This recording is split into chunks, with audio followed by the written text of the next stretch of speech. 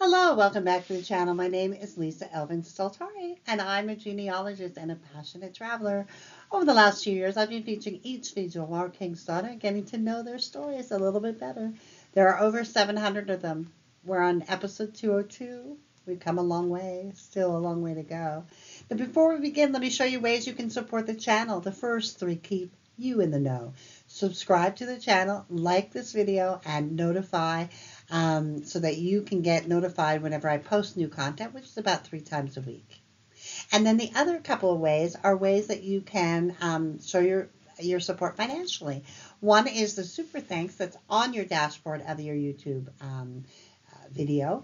And then there's also Coffee and Patreon, both of which are either, Patreon is a monthly subscription and Coffee can be a monthly subscription, but it's usually a one-time donation.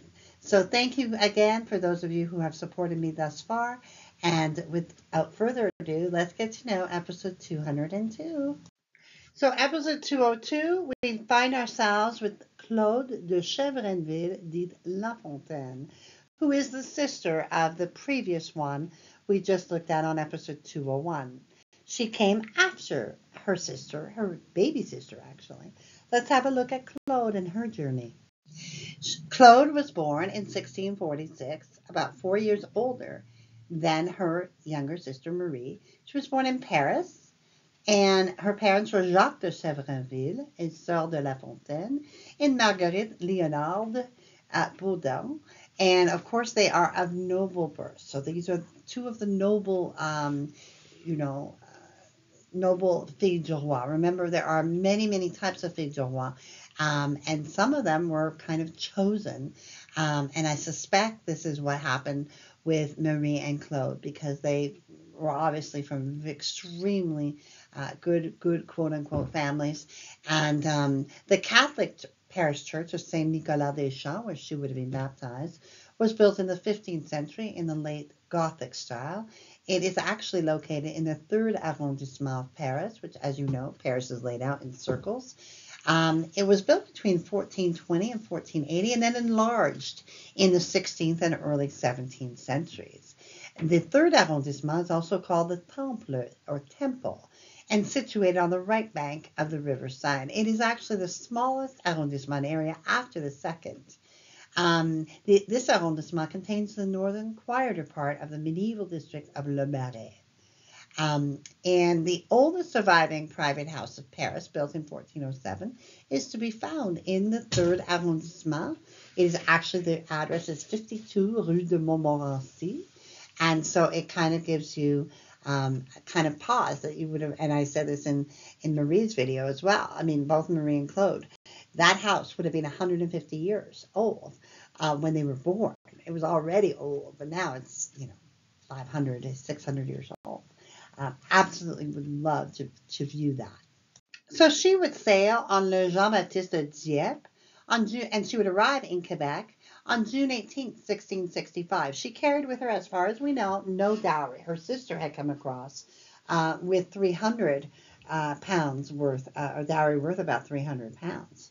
So for whatever reason, at that point, Claude did not possess any dowry. The groom that she would select and who selected her, his name was Henri Brou de Pomainville.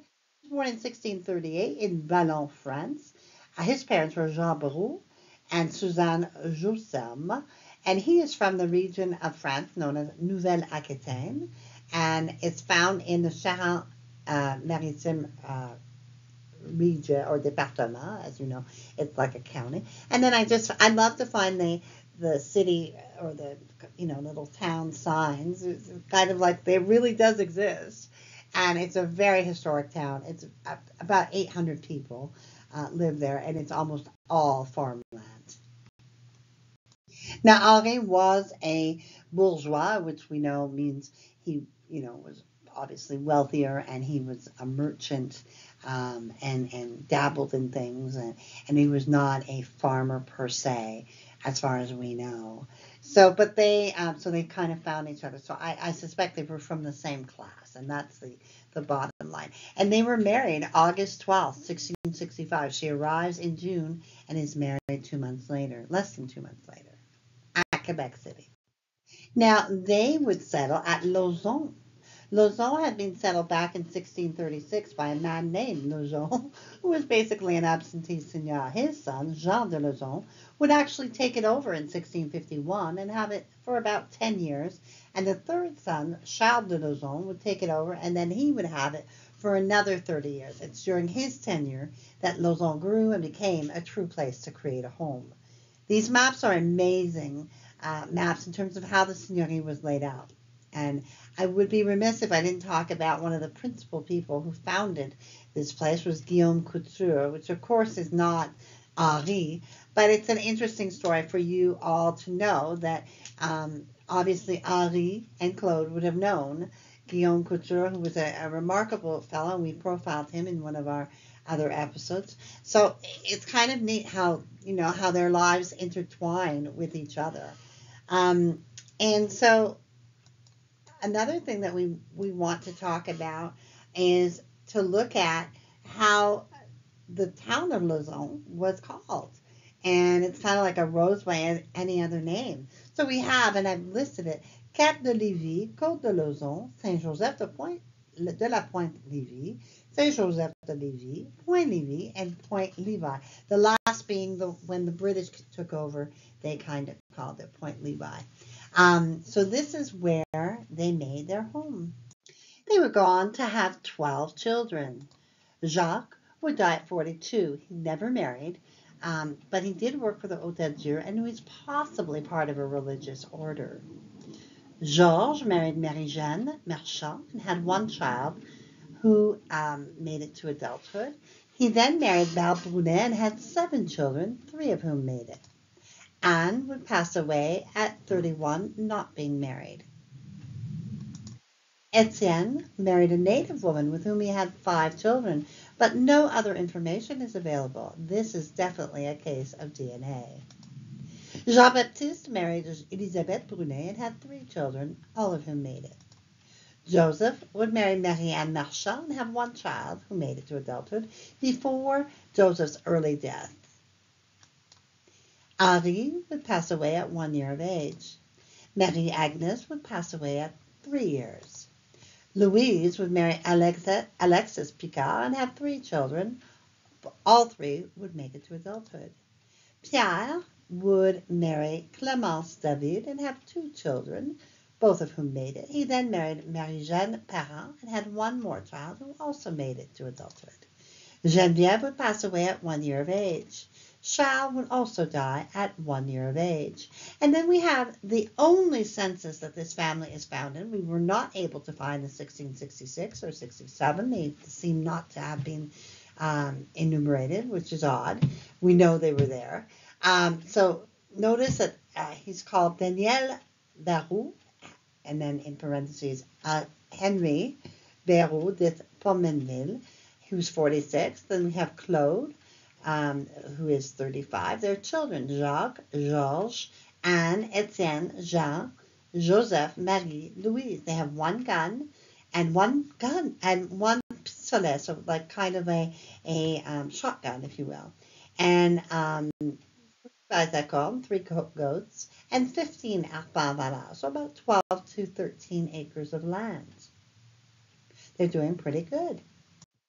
Claude would die tragically at the age of 45 at the Hôtel Dieu Hospital in Quebec City. I suspect that the death of her last son, Charles, the birth and death of her last son, possibly was a contributing factor to that tragic early death. But even so, she and Henri had been married 26 years at her death, and she could count by 1729. There were 63 descendants of this courageous woman who was gone much too soon.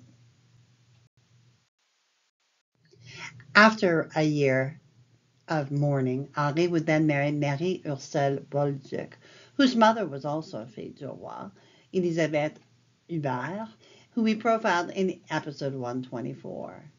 Marie Ursule was 17 years of age to Henri's 52. She would have 3 children with him before he himself would pass away. They would have 3 children. Marie would marry André Renaud and have 8 children, 7 of whom would make it.